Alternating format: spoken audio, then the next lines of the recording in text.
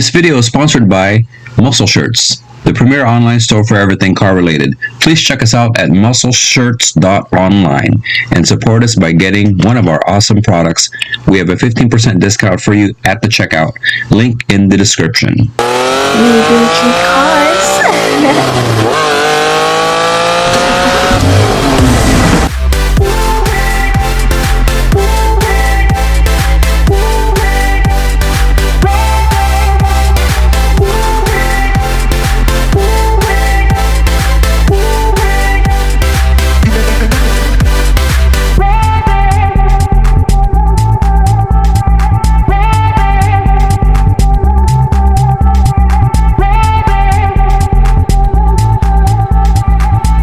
What's up, BBG? I was told by my peoples in another island, island of Mindoro in the Philippines, that there was a problem with the Fortuner, and the dash light was not coming on. It was black, so it is nearly impossible to drive in the day and in the night, which can be very dangerous. They didn't know how much gas was in it because it was also lit up, and then it's no longer lit up. It's black now, and so now I have to go over there to the island and fix it, because they can't go anywhere, because once it gets to the stage where they can't see the gas gauge, it becomes kind of crazy and scary. So you don't know whether you're going to run out of gas or not. You don't know whether this thing's overheating or not. I just fixed the overheating issue, and they don't want the engine to explode again like last time. I'm going to do a video about that soon, which is a head gasket repair. So enjoy the show. This is the story of my trip over there to take care of this issue and hopefully get this thing back to the way it was originally. What's up, Globetrotters? Okay, today we're going to go fix the dashboard of this car. We're going to go take it apart and replace this one resistor that is a big, that's causing the problem with the whole dash flickering, and it won't stay on, and the whole dash is black, okay? It's a very simple fix, but the situation is complicated. Okay, as you can see, when I turn my ignition on, there's no dash lights at all. You can't even see the instrument cluster. See the back here? That is the R64 resistor, and this is where it's located. It's right under the main IC chip, as you see here, and this is what we need to remove and change out, okay?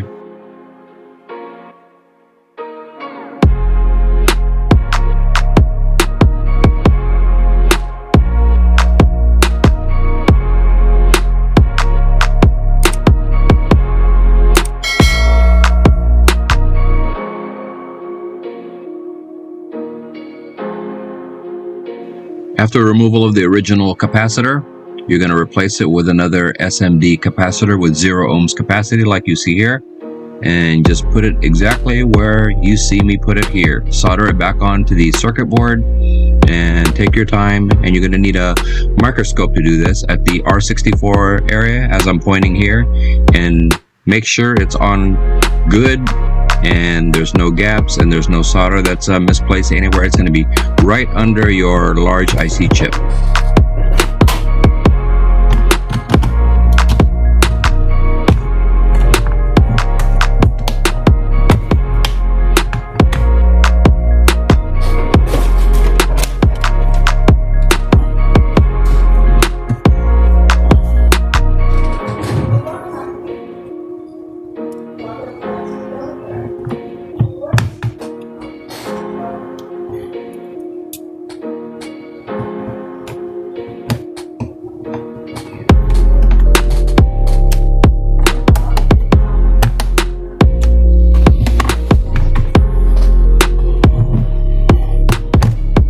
Now we're going to plug this thing back into the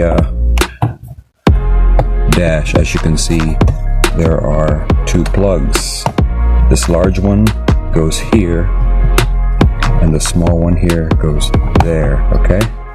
You see that? Right there. The small one here goes right here, okay? I'll do a disassembly part of it right now. Well, actually, you guys can figure it out, because when I reassemble it, you'll see it. Okay.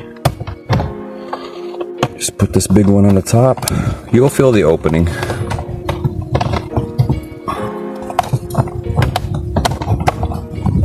And it goes in nice and easy.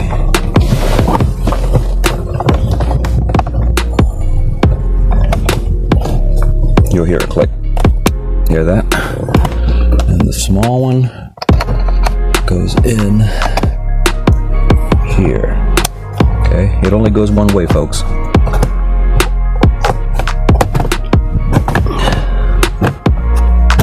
Okay, you make sure you put their guiding pins down here at the bottom. All right, now we're gonna put 3 screws in there. 1 screw at the top, 1 here at the bottom, and 2 at the bottom. 1 on the right, 1 on the left, okay?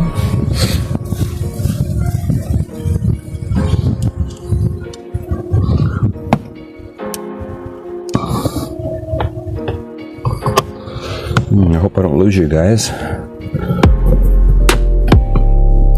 Okay. And then this thing has been a chronic problem with this car for like a year now, and could never figure out what was wrong with it. And I wanted to show you on the video how it's done and how it's done correctly. It's a simple board repair, which is really nice. Okay, once you got everything tightened, then we're gonna test it.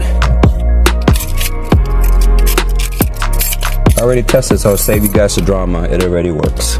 But before, when I turned the key on, it was completely blocked like that. There was no light whatsoever. But now we have this. Boom! It is done, baby. Okay. Before, I could never see anything, but now everything is done. It's good. And when you start it, you can see the RPMs. Oh, she's good.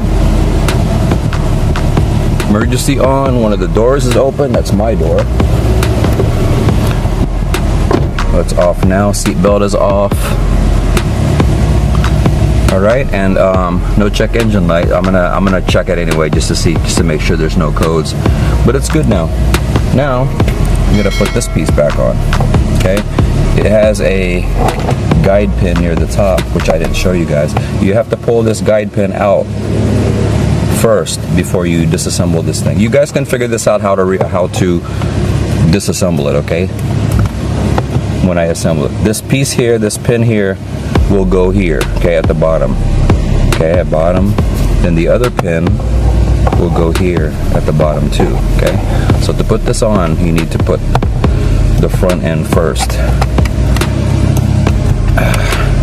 She's gonna cooperate.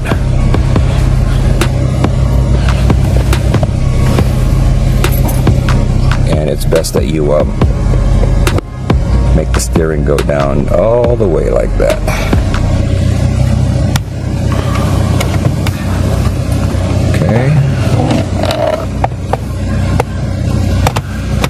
Make sure both the washer handle is down, okay, the washer handle and the turn signal handle, make sure they're all down, okay, like this, okay, but we're going to do this with the engine off so that you can do that without the wiper going crazy.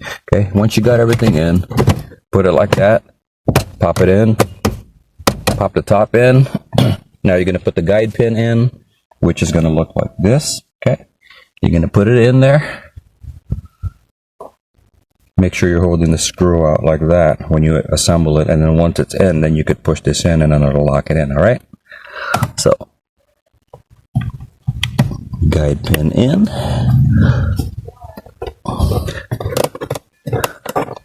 okay, and there you go. That's it. That's it, folks. That is how you fix the flickering instrument cluster, and also a blank instrument cluster that you can't see anything. This is the simplest, cheapest way to repair it, and it costs about, you will not believe it, like 80 cents to repair this, not $80 at a dealership.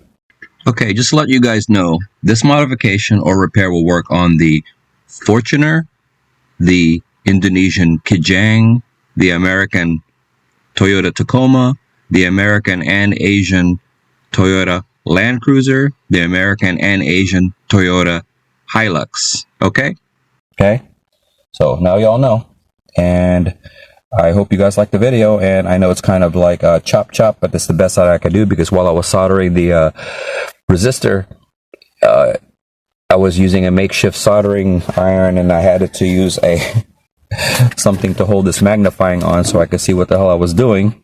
Okay, it was the wrong equipment for the job totally. And then I needed 3 hands to do it, and because I didn't have that tool, one of the hands was used to hold the magnifying glass. So how am I going to solder, hold the resistor, and then hold the magnifying glass at the same time? But I had to improvise.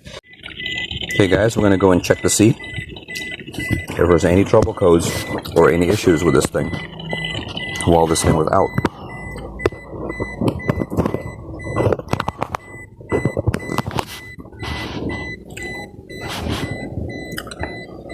Okay, I was getting worried there.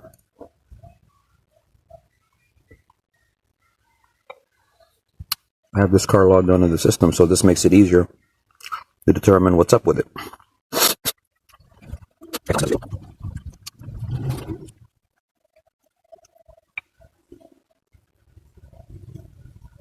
Okay, we already know there's an SRS airbag malfunction. Why do I have a mass airflow circuit low? That's weird. IAT circuit high output. I didn't realize this at the time, but I had the mass airflow sensor disconnected under the hood, and in a minute I'm going to go and plug it back in. Everything is fine now. This thing's good to go. Mass airflow. Okay, we're going to clear the code.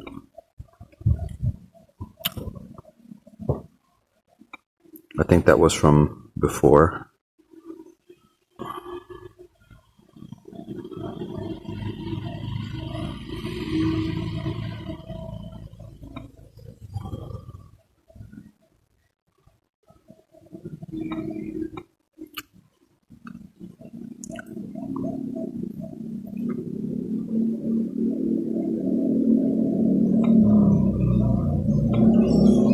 Okay, let's check it one more time.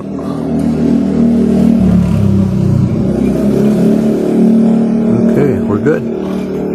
Alright guys. This concludes today's interruption, and this car is cleared of dash warning light issues, and we also fixed the radiator issue. I followed the Toyota procedure, and I'm coming from Manila, which is about, I don't know, 80 miles away, 100 miles away, but through the water with a roll-on, roll-off ferry. And so this Toyota Fortuner is fixed. So now I'll go back home tomorrow and leave my other home from here and go back to my other home. Okay, take care guys. So I hope you guys enjoyed the video, and then hit like, share, and subscribe if you enjoy and could find the information useful after watching the video. Take care. BBG card.